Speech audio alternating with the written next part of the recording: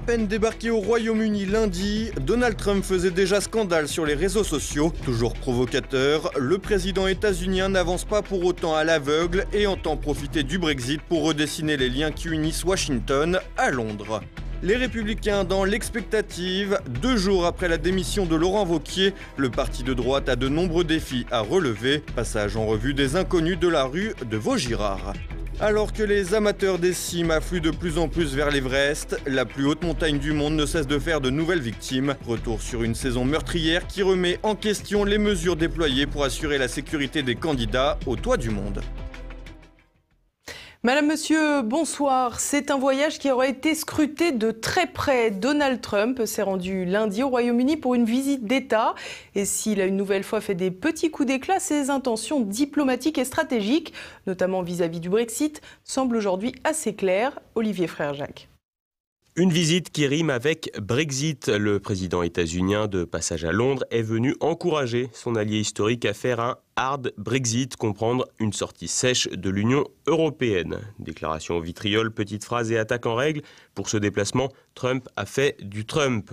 La couverture médiatique de l'événement était, elle, pour le moins partiale. En France, notamment, les médias se sont empressés de dénoncer les critiques acerbes du locataire de la Maison-Blanche à l'égard du maire de Londres, Sadiq Khan, qu'il a qualifié de loser total dans un tweet envoyé quelques minutes avant d'arriver sur le sol britannique. Pas très élégant, certes, mais peu de médias ont cru bon d'expliquer que cette petite attaque était avant tout une riposte aux nombreuses insultes proférées par le maire de Londres à l'égard de Donald Trump. Étonnante également, la dénonciation médiatique d'une possible atteinte à la souveraineté britannique de la part de Donald Trump. Étonnant, tant la notion même de souveraineté inquiète généralement peu certaines rédactions. Le passage obligé devant la reine lundi après-midi s'est plutôt bien déroulé pour le président républicain dont l'habileté protocolaire a souvent été remise en cause. Dans la rue, ici et là, des manifestations hostiles aux locataires de la Maison-Blanche. Et pour cause, l'arrivée de Donald Trump en visite d'État à Londres se déroule dans un contexte de pénible sortie de l'Union européenne par le Royaume-Uni. En effet, cela fait déjà 3 ans que les Britanniques se sont prononcés en faveur du Brexit et le Premier ministre chargé de l'exfiltration du Royaume du giron bruxellois, Theresa May, en a fait les frais. Une affaire de Brexit qui intéresse au plus haut point le président états-unien et qui, selon l'essayiste et fondateur du Cercle Aristote, Pierre-Yves Rougeron, s'inscrit tout à fait dans la logique du président américain. Il est tout à fait normal que l'optique patriotique et souverainiste de Donald Trump se manifeste sur le dossier du Brexit. C'est tout à fait normal. Ça deviendra une tendance si Donald Trump est réélu. Parce que nous ne connaissons pas les intentions de la branche dure des démocrates qui, à mon avis d'ailleurs, de toute façon, sont inéligibles en raison de la prégnance de l'État profond américain. Mais si soit les Wilsoniens, soit démocrates ou républicains, reviennent, ils essaieront de consolider l'Union européenne qui est et restera leur créature. Donc c'est typique de la personne de Donald Trump de vouloir soutenir des initiatives, disons, patriotiques qui sont tout à fait parallèles à celles qu'il essaye de faire pour la politique intérieure et extérieure américaine. Et qui sont, ne vous y trompez pas, le ferment, à ses yeux, d'un nouvel atlantisme. Un président qui joue sa partition et qui tente de ramener à lui son allié le plus naturel, à savoir le Royaume-Uni, en désaccord avec Londres sur plusieurs dossiers, dont celui de l'Iran, dans lequel les Britanniques affichent une volonté d'apaisement, ou encore celui du géant des technologies et de l'information, le chinois Huawei, dans lequel Washington tient également une position dure. Des désaccords qui n'empêchent pas Trump de suivre sa feuille de route, à savoir tendre à un rapprochement avec le Royaume-Uni et de s'inscrire en rupture avec son prédécesseur, notamment sur la question du Brexit. Pour Pierre-Yves Rougeron, cette démarche ne s'inscrit d'ailleurs pas dans une atteinte à la souveraineté britannique. Excusez-moi, ce n'est pas une violation de souveraineté, c'est la recommandation d'un allié. Si vous lisez le livre blanc sur la défense de Donald Trump, la Grande-Bretagne occupe la quasi-totalité de l'Union européenne, n'y est son nom qu'à peine mentionné. La Grande-Bretagne occupe la quasi-totalité de l'Alliance européenne, mais c'est en tant qu'allié que Trump part. Il n'est pas Barack Obama qui est venu sur sol britannique menacer le peuple anglais à 2 semaines ou 3 semaines du Brexit, rappelez-vous. Donald Trump prend acte du caractère léonin et du caractère, si vous voulez, menaçant de l'Union européenne vis-à-vis de la Grande-Bretagne. Il en prend acte, et lui, de manière très mesurée, comme un allié, dit « ce serait moi », ce serait hors de question de donner de l'argent à ses vautours. Si vous voulez, on est très très loin de la figure de Barack Obama qui promettait les rivières de sang et les sauterelles s'il y avait Brexit. Mais Barack Obama était dans l'optique américaine classique qui est la neutralisation des puissances européennes rivales, particulièrement de la France et de la Grande-Bretagne, par le biais de l'utilisation de l'Allemagne comme premier lieutenant. Donald Trump est beaucoup plus réaliste. Il voit que l'Allemagne, par son agressivité, menace les entreprises américaines comme elle menace d'ailleurs les entreprises européennes et essaye, disons, d'arrêter la menace allemande. Nous ne sommes pas du tout dans un cas de figure d'empiètement sur la souveraineté britannique, bien au contraire. Un climat de tension entourant le Brexit qui pousse Donald Trump à inciter son allié à quitter l'UE sans autre forme de procès et en ne payant pas l'addition. Cette hypothèse, celle du hard Brexit, était rejetée par le ministre conservateur Theresa May, ce qui lui a valu de vives critiques de la part de la Maison-Blanche. Pour le président américain, les menaces de sanctions de la part de Bruxelles n'ont finalement guère d'importance et pour cause, une guerre commerciale avec le Royaume-Uni pénaliserait tous les partenaires européens, à commencer par l'Allemagne. Pour l'instant, il n'y a aucun, et je dis bien aucun signe avant-coureur de problème économique en Grande-Bretagne. Ils ont atteint le chômage le plus bas depuis 1974. Ils sont la première destination d'investissement étranger en Europe. Alors vous me direz, Bruxelles va-t-il continuer les menaces vis-à-vis de la Grande-Bretagne? Mais c'est très simple, Bruxelles c'est l'Allemagne. Et l'Allemagne a tout sauf intérêt à ce que les Anglais surréagissent, particulièrement dans le domaine de la réglementation des bagnoles allemandes. Au-delà des menaces, la réalité économique et à ce petit jeu, les États membres ne devraient pas être trop audacieux. Face à l'oncle Sam, Donald Trump peut de son côté se vanter d'avoir réussi son voyage britannique. Scandaleux, volontiers provocateur, il a également distribué les bons points, soutenant Boris Johnson pour la succession de Theresa May au 10 Downing Street et faisant l'éloge de Nigel Farage, chef de file du Brexit, après son succès retentissant aux élections européennes. Globalement, le traitement réservé au président états-unien par les médias français et européens et la façon dont il est attaqué par ses opposants ont presque tout pour le rendre sympathique. En devenant leur propre caricature, les organes de presse auront finalement joué le jeu de Donald Trump et celui-ci semble une nouvelle fois remporter une victoire. Plus de chefs et un avenir incertain. 2 jours après la démission de Laurent Wauquiez, les Républicains retiennent leur souffle. Quelle place reste-t-il au parti de droite dans le nouveau paysage politique? Élément de réponse tout de suite. Après la défaite des européennes, il fallait couper une tête. Celle de Laurent Wauquiez est tombée dimanche. Pourtant, malgré la démission du président des Républicains, l'avenir du parti reste encore à tracer. Pour l'heure, c'est le vice-président délégué du parti, Jean Leonetti, qui assure les responsabilités par intérim en attendant de se retrouver un nouveau leader. Le maire d'Antibes, cardiologue réanimateur, arrive à point nommé pour ce mouvement moribond. Après les critiques en interne sur la tête de liste François-Xavier Bellamy, jugé trop dur en raison de son engagement pro-vie, c'est donc le signataire de la loi sur la fin de vie qui reprend les rênes. Un drôle de pied de nez aux conservateurs toujours attachés aux Républicains. Au vu de la situation calamiteuse du mouvement, les candidats à la présidence ne se profilent pas encore. Il faut dire que les leaders charismatiques ne se bousculent pas au portillon, ce qui n'empêche pas à certains de se rêver en sauveurs. Jean-François Copé est sans doute l'un d'entre eux. Après une présidence du parti au terme d'un combat contre François Fillon aux irrégularités flagrantes, le maire de Meaux aura du mal à apparaître comme l'homme du consensus. François Baroin, pourtant en retrait ces dernières années, pourrait tenter un retour. Le nom de Bruno Retailleau est également évoqué comme l'un des potentiels repreneurs de l'affaire en faillite. Mais l'élection d'un nouveau chef devrait prendre plusieurs mois. Une présidence multicéphale pourrait également être une manière de ne pas trancher. Autant de sujets qui restent donc pour l'heure sans réponse. Une réunion voulue par le président du Sénat, Gérard Larcher, a d'ailleurs lieu ce mardi soir pour mettre à plat le panorama. Laurent Wauquiez, à peine déchu, sera présent en tant qu'élu régional, à l'instar de Valérie Pécresse, la présidente de l'Île-de-France. L'entourage de cette dernière explique d'ailleurs que la rencontre doit permettre de reconstruire une grande alliance de la droite et du centre. Pas de doute donc, après l'échec de Bellamy, c'est la branche centriste qui entend reprendre les commandes. La question reste de savoir si les Républicains peuvent survivre sur une ligne centriste alors qu'Emmanuel Macron l'a déjà largement siphonné depuis son élection. Une question à laquelle une majorité a d'ailleurs répondu non sur un sondage du Figaro. En réalité, à 2 ans des élections municipales, les cadres du parti pourraient bien être tentés par des arrangements à la petite semaine avec La République En Marche pour s'assurer encore quelques mairies. Dans ce cas, les 2 mouvements ne seraient pas loin d'une fusion et le reste d'électeurs véritablement ancrés à droite pourrait bien définitivement prendre la poudre d'escampette. Le business touristique et l'ascension des cimes ne font pas bon ménage. 2019 a été une saison d'alpinisme meurtrière pour ceux qui ont entrepris d'escalader le toit du monde.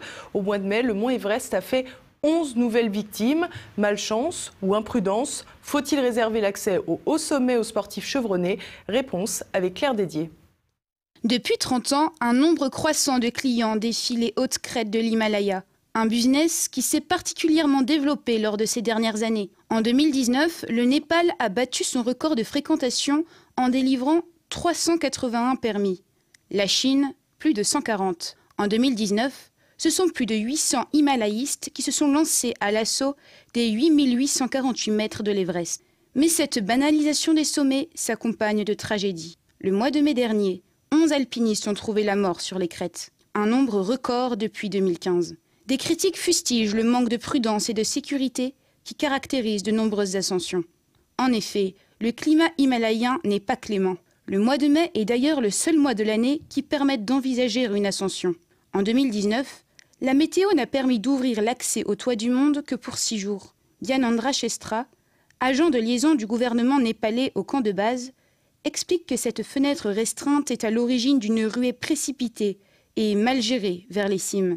Des photos, comme celle devenue célèbre de Nirmal Purja, illustrent la saturation des voies d'escalade. La lenteur due au manque d'expérience et d'aptitude physique de certains clients déclenche fatalement des embouteillages interminables qui exposent les grimpeurs au froid et à l'épuisement des bouteilles d'oxygène. Voici un embouteillage d'alpinistes sur l'Everest le 23 mai 2019. La veille, la situation était même pire.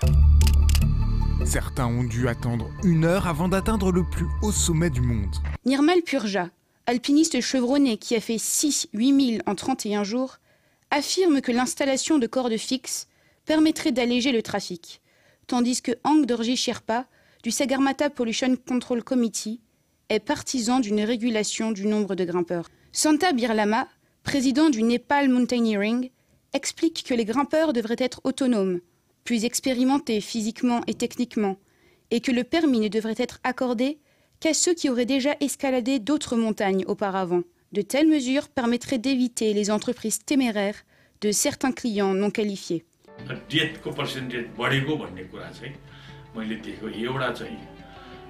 mismanagement जस्तो लाग्छ चढ्ने मान्छेको less experience physically पनि टेक्निकल्ली पनि चढ्न आउने व्यक्तिले आफै पनि सक्षम भएर आउनुपर्छ र त्यो क्राइटेरियालाई चाहिँ अनि हिमाल चढ्ने व्यक्ति के न के कुनै पनि अलि शान्तिनो हिमाल चढेर त्यसको एक्सपिरियन्स बढुलेर मात्रै सगरमाथा चढ्नुको लागि permit दिने चलन अथवा क्राइटेरिया राख्नु भएको त्यो सबभन्दा बेसी हो।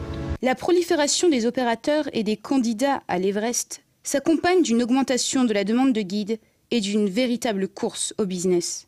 De jeunes Sherpas peu expérimentés se voient alors confier des expéditions par des agences peu regardantes sur les aptitudes des clients et les conditions de sécurité. Certaines proposent l'ascension à $20 000, soit le tiers du montant facturé par les opérateurs les plus réputés. There was always so many people on these summit days, and then they get stuck in a queue, and then if they have like a bad risk management or like a cheap outfitter which spares on like an oxygen cylinder extra or something like this, or the skill set of the guides, of the Sherpas, then things happen and go wrong. Ajouté à son palmarès, l'escalade de la plus haute montagne de la planète motive bien sûr de nombreux ambitieux, en dépit du danger corollaire à de telles expéditions. Si l'ego peut être à l'origine de belles escalades, il est aussi la cause de nombreux accidents.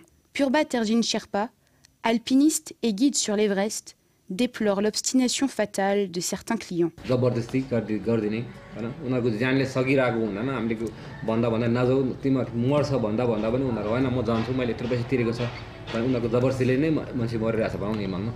Parmi eux, l'Indien Riza Ali, qui dénonce ce phénomène récurrent et potentiellement mortel. It has become a death race there because there was massive traffic jam and people are pushing themselves who are not even capable of doing it. They do it, they try to summit and they, instead of summiting, they kill themselves. L'Everest ne se laisse pas apprivoiser facilement et payer son ascension ne suffit pas à assurer son retour indemne. Et à présent, on passe à l'actualité en bref avec Thibaut Bastide.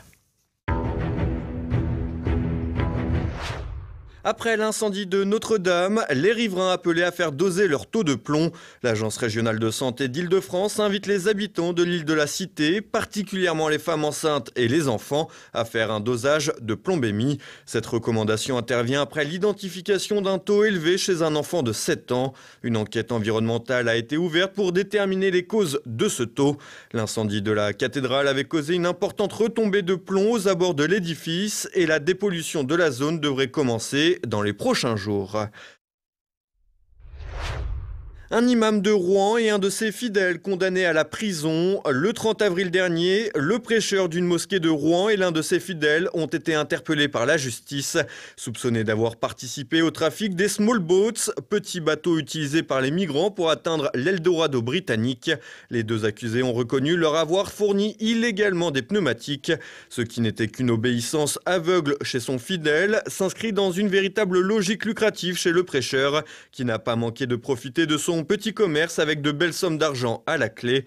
Lundi 3 juin, la sentence du tribunal correctionnel de Boulogne-sur-Mer est tombée. L'imam et son disciple ont été condamnés à 4 ans de prison, dont un avec sursis. L'arme nucléaire confiée à un équipage de drogués. Dimanche, 3 marins d'un sous-marin nucléaire britannique porteur de 16 missiles, chacun 8 fois plus puissant que la bombe larguée sur Hiroshima, ont été contrôlés positifs à la cocaïne. C'est la 3e fois depuis 2018 que des sous-mariniers de la Royal Navy sont ainsi diagnostiqués consommateurs de drogue. De quoi rester songeur quant à la politique de tolérance zéro que prône pourtant le ministre de la Défense britannique.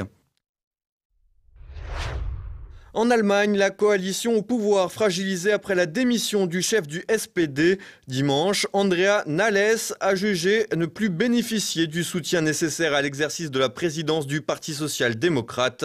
Le parti avait en effet connu une débâcle aux dernières élections européennes, enregistrant son plus mauvais score depuis 70 ans. Si le chef de file du SPD est favorable à la grande coalition d'Angela Merkel, pas sûr que le parti souhaite maintenant y rester. Cette coalition que la chancelière a eu tant de mal à former il y a maintenant 14 mois n'a jamais été aussi menacée.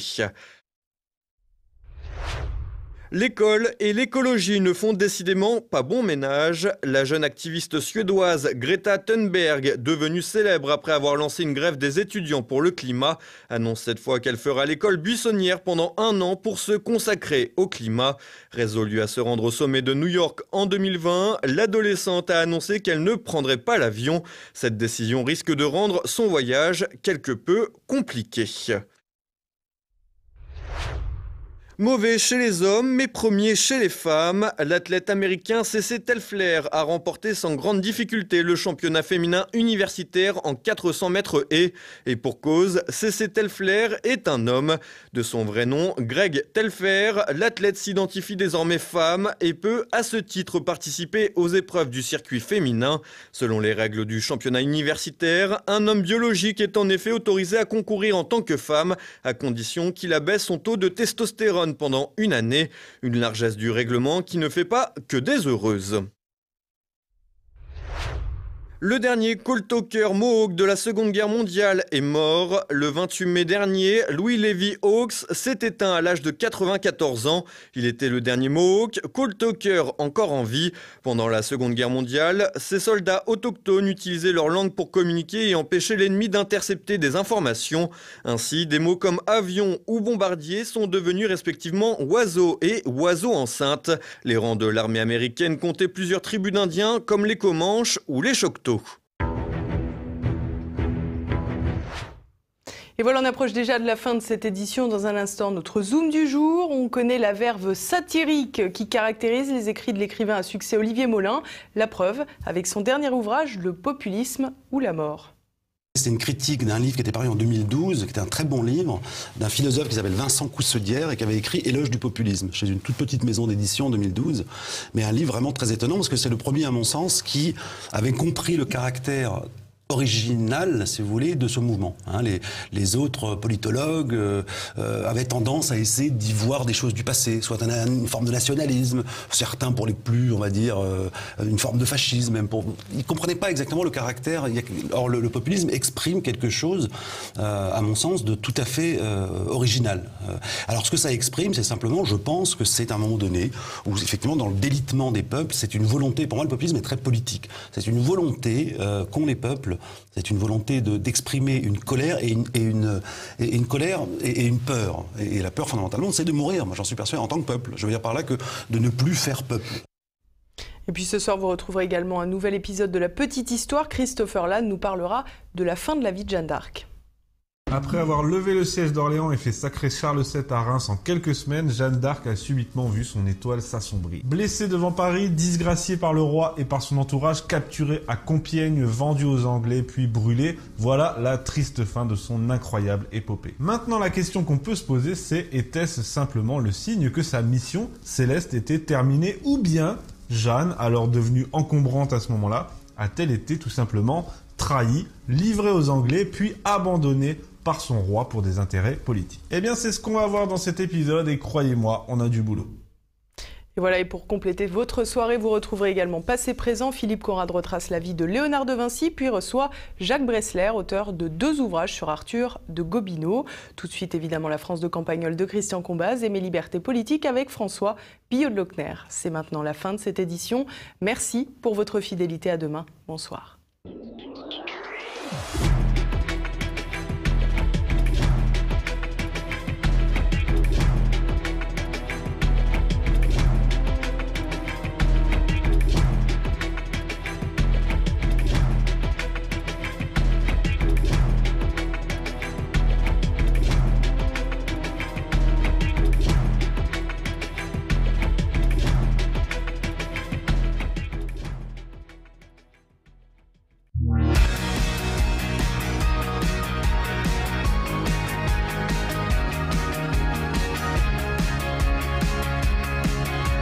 L'autre jour, il s'est passé un truc tout simple pendant que j'allais gratter 3 mauvaises herbes au jardin, histoire surtout de discuter un peu.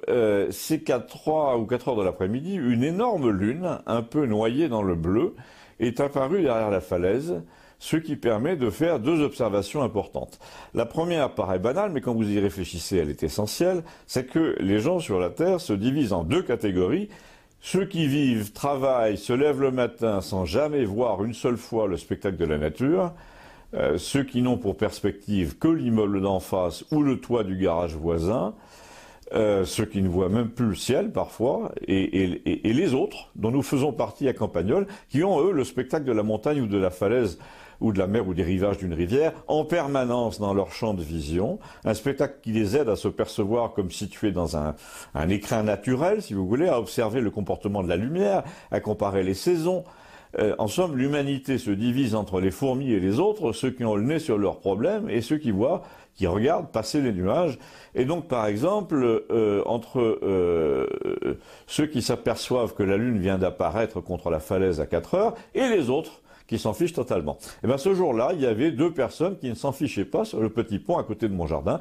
2 personnes qui regardaient cette lune-là en plein jour. Le bizarre Léon, là, vous savez, celui qui voit parfois les morts ou qui les entend. Et Gustave, qui ne croit à rien, ou plutôt qui dit que les mystères de l'univers sont bien plus vastes que toutes les simagrées des religions, et qu'il attend de voir ce qui est en gros la définition de l'agnostique. Mais curieusement, ces 2 personnes sont tombées d'accord à propos d'une chose bien mystérieuse. D'abord, Léon est allé dans mon sens, il a dit que la présence de la Lune dans le ciel terrestre était une idée de génie du Créateur pour nous aider à percevoir la dimension vertigineuse du cosmos et l'extrême bizarrerie quand même de tout ça, de tout ce qui nous entoure, ces corps sphériques qui se baladent dans le noir quand on y pense, c'est incroyable. Et là, il a fait honte à Gustave en lui demandant combien il y avait de soleils dans la Voie lactée, qui, comme chacun le savait, tu le savais Gustave, n'est-ce pas, est notre galaxie. Alors, combien de soleils, donc de systèmes planétaires possibles? Entre 150 et 300 milliards, lui a-t-il dit, dans la seule Voie lactée. Et combien y a-t-il de Voies lactées dans l'univers, c'est-à-dire de galaxies? Environ 2000 milliards selon les derniers chiffres. Moi, a dit Gustave, j'ai pas envie de savoir ça, je me contente très bien de la Lune, c'est à portée de moi, c'est la porte à côté, la preuve, et puis elle bouge pas très vite, on peut pas dire, on a le temps de regarder. Oui, oui, a dit Léon, parce que je ne sais pas si tu sais qu'en ce moment, nous sommes en train de nous déplacer autour du Soleil à 100 000 km/h, et que le Soleil se déplace dans la galaxie à 800 000 km/h, et que la galaxie se déplace elle-même à 400 000 km/h vers les autres galaxies voisines, qu'elles toucheront peut-être dans 4 milliards d'années. Alors Gustave a dit, évidemment, ça laisse le temps de voir, et il a ajouté, le plus curieux avec toutes ces vitesses accumulées, c'est qu'il n'y a pas un pet de vent aujourd'hui. On entendait juste le bruit du ruisseau, le moteur lointain d'une tronçonneuse, et c'est là que Gustave, notre complotiste bien informé, nous a fait son numéro. Il est revenu à la Lune et il a dit, en tout cas en ce moment, on peut dire que ça galope dur pour aller planter des piquets sur la Lune. Les Russes, les Américains, les Chinois, même les Indiens, tout le monde veut son jardin sur la Lune, et il ne va pas me dire que c'est pour aller voir le paysage. Ah bon, je lui ai demandé, et c'est pourquoi alors? Pour amuser le peuple, on dit que c'est pour faire du peuplement en cas de pépin sur la Terre, ou pour envoyer plus facilement des missions sur Mars, parce qu'il paraît qu'on peut fabriquer du carburant en prenant l'eau sur place. Alors je lui ai dit, mais c'est pourquoi selon toi? Réfléchis, m'a-t-il dit, les missions sur la Lune se sont arrêtées il y a 30 ans parce qu'elles coûtaient trop cher. Et là, je dis, donc si ça reprend, c'est que ça coûte moins cher? Bien mieux que ça, il m'a dit, ça va rapporter du pognon. De toute façon, tout ce qu'on fait aujourd'hui n'a plus que ce but-là. Et là, tu te demandes en quoi le fait d'aller sur la Lune peut rapporter du pognon, me dit-il. Eh bien, parce qu'on y trouve des terres rares, des métaux rares pour l'électronique, mais surtout de l'hélium-3 qui n'existe pas sur Terre et qui permet de fabriquer de l'énergie nucléaire propre par fusion. Parce que je ne sais pas si vous savez, mais votre Renault Clio, là, et même votre voiture électrique, dans 30 ans, c'est foutu. Dans 30 ans, c'est foutu pour nous aussi, je fais observer, et c'est là que nous avons eu droit à la totale. Léon a dit, il ne faut pas croire que les gens qui finissent au cimetière finissent tout court. Le destin de la planète les concerne éternellement. Ils sont le produit d'1 million d'hommes, ils sont les cousins ou les pères d'1 million d'autres hommes, et quand nous serons tous dans la coulisse éternelle, nous verrons peut-être la scène à l'envers, mais nous pourrons toujours regarder la pièce. Bon, alors là, moi j'ai dit qu'il fallait que j'arrose mon jardin, mais j'y ai quand même repensé depuis, comme on dit. Abonnez-vous, merci.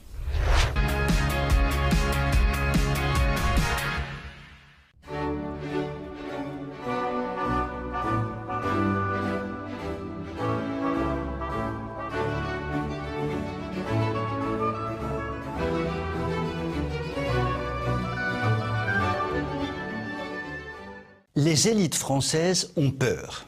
Elles sont tétanisées. Elles sont emprisonnées. Le ravage du politiquement correct les touche de plein fouet et annihile presque totalement leur libre expression, leur libre action et finalement leur liberté tout court. Chez ces élites, cette acceptation d'une sorte d'esclavage peut être consciente ou inconsciente, mais là n'est pas le problème. Cette acceptation est un drame pour la France. Je voudrais citer 3 exemples. Les dignitaires français de l'Église catholique affichent une extraordinaire soumission à l'islam qu'ils qualifient systématiquement, contre tout bon sens, de religion de paix et d'amour.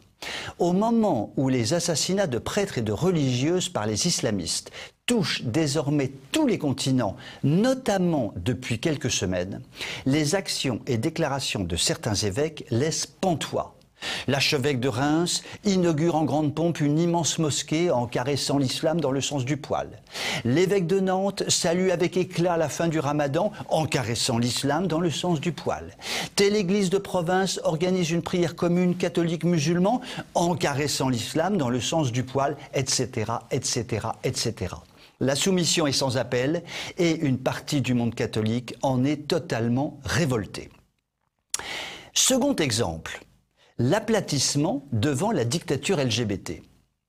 Pour un modeste chahut étudiant autour d'un stand LGBT à La Roche-sur-Yon, une douzaine d'étudiants de l'ICES, c'est-à-dire l'Institut catholique d'études supérieures, université qui se dit donc catholique, ont été convoqués par la direction et ont vécu un véritable procès stalinien. Les condamnations infligées par le tribunal universitaire laissent pantois, à défaut de nous faire rire, et vont de l'exclusion à des travaux d'intérêt général. Pourtant, ce modeste chahut étudiant avait eu lieu en ville et pas du tout dans l'enceinte de l'université. La décision prise par la direction est tout simplement aberrante.